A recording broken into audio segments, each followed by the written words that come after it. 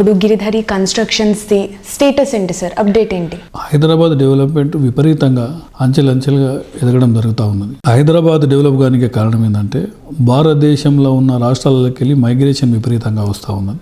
దీనికి safe and secure ప్రతి data centre ఇక్కడ హైదరాబాద్లో నెలకొందంటే ఓన్లీ సెక్యూరిటీ పరంగా, సేఫ్టీ పరంగా, వాతావరణం కూడా అనుకూలిస్తుంది. కాబట్టి హైదరాబాద్ అంచెలంచెలుగా డెవలప్ కాబోతూ ఉన్నది.